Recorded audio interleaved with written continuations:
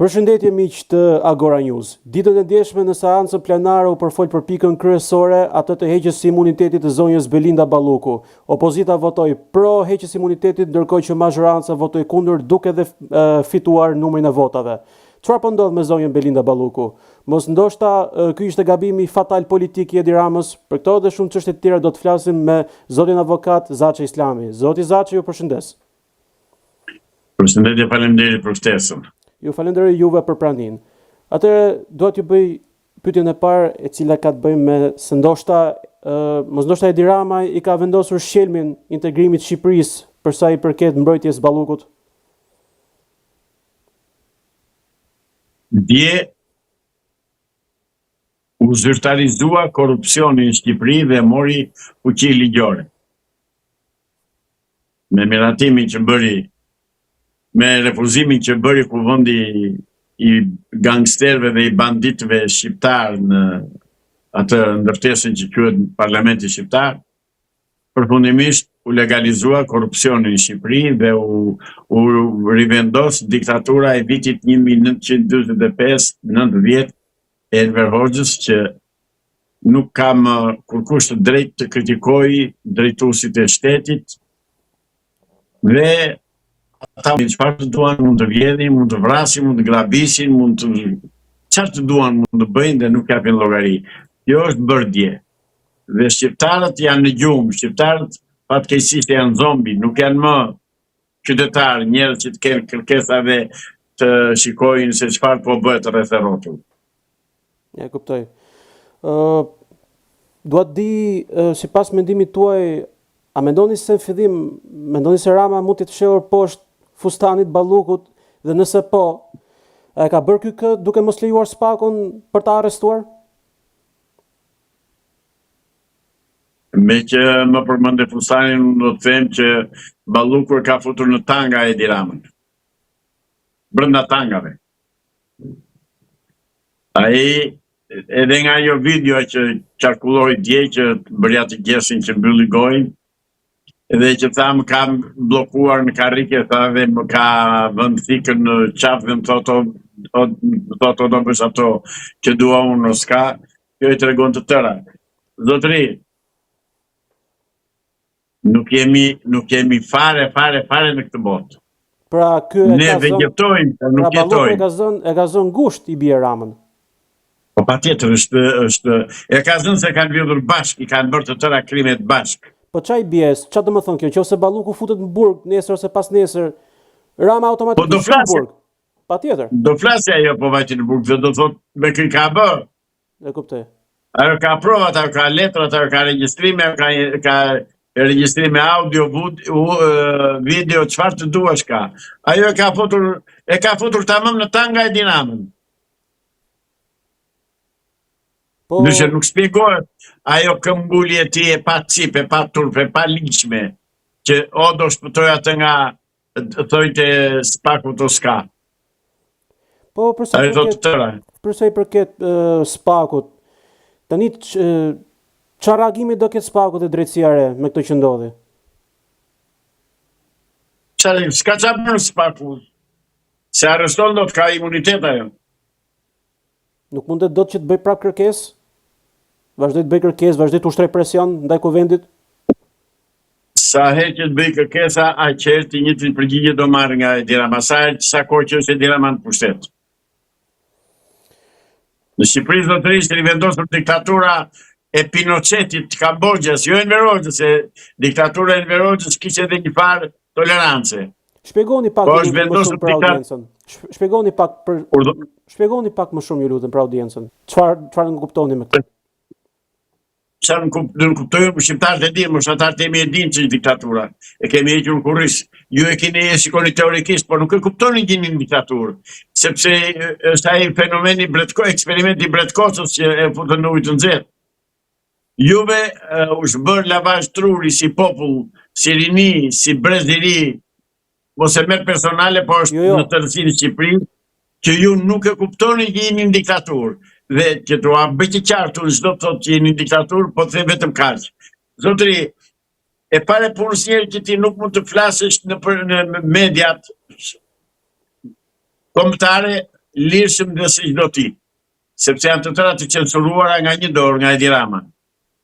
Televizioni shtetëror që mbahet me taksat tona është kthyer në një papagall i Edi Ramës që nuk thot asnjë tjetër në interes të kombit dhe të popullit shqiptar. Pronat po vidhen ditë për ditë, dhe si po vidhen?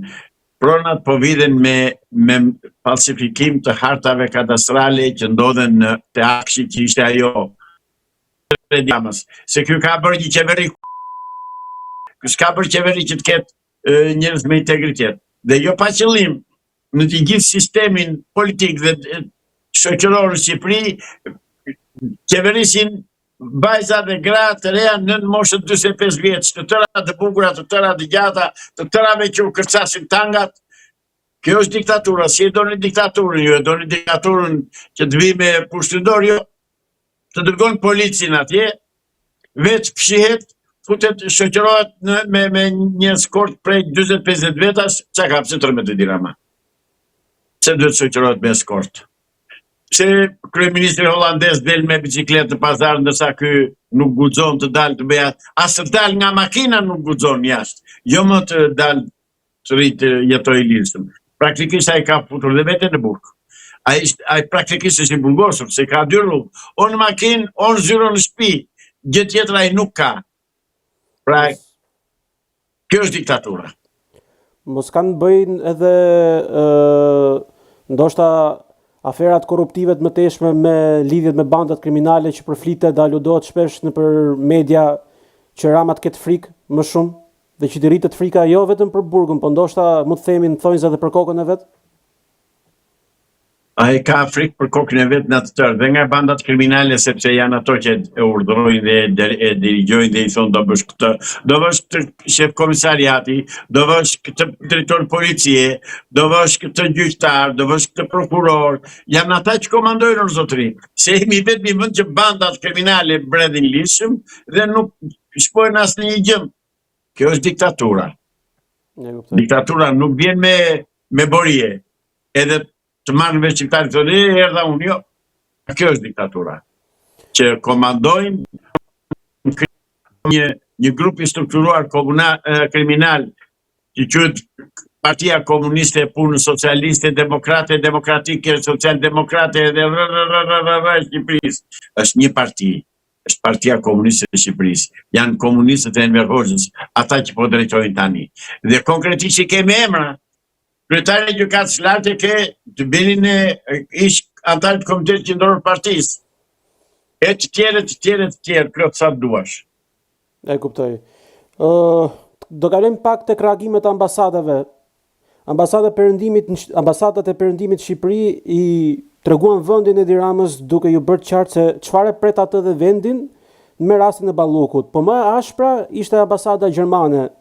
Si mendoni, çfarë do t'i bëj vetë Gjermania Edi Ramës? Asnjë si bëjnë. Edi Ramës ata po të duan i bëjnë, por nuk po i bëjnë. Dhe duan më nga unë se si të bëjnë me Edi Ramën, po aja pun më njën fare të thjeshtë tani, që bisedojnë bashkë. 300 ambasadorët shkëpusin marrëdhëniet me të dhe kaq, nuk ka nevojë as për tek as për bëm, nuk e bëjnë këtë ata. Sepse kanë dhe ata interesat e tyre, sepse kanë dhe ata presionin rus, i cili e mban në pushtet Edi Ramën. Janë rusët që e mbajnë në pushtet tani. Kanë mbështetjen e rusëve. Si mbështetjen e rusëve? Në shkuptim. Me Amerikën nuk ka marrëdhënie të rregullta. Okay. Janë shkëputur, janë prerë. Okay. Me Bashkimin Evropian si kundërpat, edhe Anglia dhe Bashkimi Evropian erdhën dhe i thanë këtu se ke mirë dhe o do të zbatosh ligjin ose me ne si ke mirë punët. Kjo dhe ky atëherë ku mbështetet e Rusi dhe te kinezit se mbështetje tjetër nuk ka. Ndërkohë mbështetjet e bajonetat dhe bajonetat e policëve edhe gazin lotësjellës e ka gati, e ka çdo kohë, harron një gjë ai. Po edhe përfiton nga kjo gjë. Harron që populli shqermasur, po harron që populli shligjum. Por Shqipëria është pjesë e Bordit të Paqes, e themeluar nga Donald Trump të Shtetet e Bashkuara. Pse do t'i ketë marrëdhënie të keq? Për çfarë arsye? Mos e zë më në gojë këtë fjalën bordi paqes është një turp i botës, të lutem. Të paktën unë nuk dënjoj që ta ul veten aq poshtë të merrem me broçkulla edhe me budallëqe. Pa, jo është organizatë ndërkombëtare, është organizatë ndërkombëtare, është e licencuar me të gjitha. Më kuptoni? Po çka që më ngasmon, unë jam i qetë, jam rehat, ti vetëm ngasmon. Kush mori pjesë në bordin e paqes? A ishte vrasës si kriminali Benjamin Netanyahu në atë bord. Nuk mund të quhet bordi i paqes kur në të merr pjesë një kriminal, një krye kriminal që ka vrarë 27.000 gra dhe fëmijë dhe pleq në gaz. Ju lutem, ai është një turp për mendimin tim që ftoi të gjithë plerat e botës së Evropës. E vate Edi Rama, vate Netanyahu, van ca paçul të tjerë, po burra serioze dhe shtetet serioze nuk morën pjesë atë ta shqyrtojtur në bordi i paqes. Ai nuk si paqes. Pra ju mendoni se ajo nuk duhet të ekzistojë fare si organizatë. Nuk duhet të ketë lidhje fare. Po si organizata është i kot. E kuptoj. Si mendoni, apo ngrihet Elisa Spiropali bashkë me Fatmir Xhafajin duke qenë se nuk ishin pranishëm në seancën për votimin e imunitetit Ballukut? Çfarë do bëjnë se? Apo ngrihen këta të dy, Spiropali me Xhafajin? Të ngrihen ku të ngrihen, se të kuptoj. Pra në kuptimin që a janë kundër kësaj, domethënë a janë pro votimit, pra nuk doni që dukeshin aty. Ata janë të pakënaqur nga që Edi Rama nuk u avari dhe i ka hedhur si limona të shtrydhur. E kuptoj. Kjo është pakënaqësi e tyre me Ramën, por nuk dalin dot nga thonjtë e Edi Ramës, sepse ai mban në pushtet, ai mban në këmbë, ai mban në fuqi, ai. Pra në Shqipëri mbretëron një errësir, thot mirë poeti i madh Vlonjat. Cili është ky? Hasani, si e ka ai? Dhe do ta kujtoj do ta. Okej. Po vetë Edi Ramën, çfarë mendoni se pret në këtë rast me gjithë këtë zhurmë të madhe politike për sa i përket Ballukut? Asgjë, çfarë do ndodh? Çfarë prisit të ndodh? Po nuk mund të arrestohet Rama nga vetë Spaku? Pa kryeministri si do të arrestoj Spaku? Në qoftë se arrestohet Balluku dhe ajo do të vjedhi në thonjza tek Spaku. Po duhet bjerë qeveria, zotëri. E kuptoj. Duhet bjerë qeveria, por nuk ka qeveria, nuk bëhet, asnjë nuk bëhet. Qeveria bie o me dorëheqje o me kryengritje, s'ka zgjidhje tjetër këtu. Pra ose dorëheqje ose kryengritje thoni ju. Po. Për kryengritjen mos e keni për shembull si revolucioni francez? Pra tu prien kokat në giotin? Në thonjza. Jo, kryengritjen e quaj kryengritje që të shkojnë popull të pushtojë zyra të qërojë qandi, ose me dorëheqje. Por ka një mekanizëm tjetër që është në këmbë dhe nuk po e llogarisin perëndimorët. Është ngritje qeveri teknike Tiranë, e drejtuar nga partia Shpresa Demokrate. Të njohë perëndimi atë qeveri dhe është i zgjidhur problemi, shkon qeveria me pushtetin pastaj. Po pse mendoni se nuk e njeh?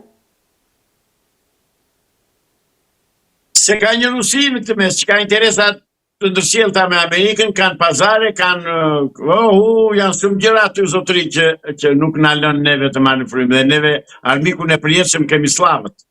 Faktori i jashtëm, thonë juve, ndikon drejt për drejt në politikën tonë. Po ata dhe këta, kjo parti që është në pushtetës prej slavëve, prej Dušan Mugoshës edhe Miladin Popovicit, nuk janë shqiptar ata, këta s'kan asgjë me Shqipërinë. Ndërkohë, ambasada e SBA-s nuk reagoi për rastin e Ballukut. Çfarë fshihet në këtë rast? Mund të them gjë, nuk e di. Nuk e di. S'keni informacion lidhje me këtë gjë. Po çfarë aludoni juve, sipas mendimit tuaj? Askush nuk ka informacion. Për ka aludoj unë. Aludime ka sa duash, por nuk janë fakte. Unë jam jurist, unë duhet flas me fakte. Thoni mendimin tuaj, asnjë lloj problemi. Ne këtu flasim lirshëm. Jo, lirshëm flasim unë e ti këtu, po të lirë nuk jemi. Megjithatë nuk e kam problem, jo. Nuk e kam problem ta them. Mbështetjen e ka nga nga Sorosi dhe nga të 300 e Amerikës, nga Illuminati, aty ka mbështetje. E kuptoj. Pra, Dieta e. mbas teorive konspirative, përfundojmë tek Illuminati, e kuptoj.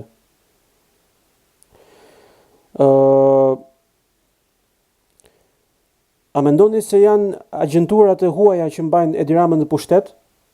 Dhe nëse po, Absolutisht po. dhe nëse po, Absolutisht po. ku bazoni për këtë gjë?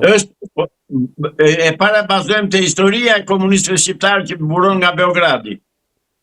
E dyta tek marrëdhëniet dhe marrëveshjet antikombëtare që ka bërë Edi Rama me grekët dhe me serbët. E treta te tradhtia që i ka bërë popullit dhe qeverisë së Kosovës. E katërta tek puthjet edhe përputhjet me Vučićin dhe duke i kthyer kurrizin Albin Kurtit. Janë mira faktorë që ti them unë tani në një emision të shkurtër. Jo, nuk ka problem, vazhdoni. Ja këta janë faktorët që mbështetet Edi Rama.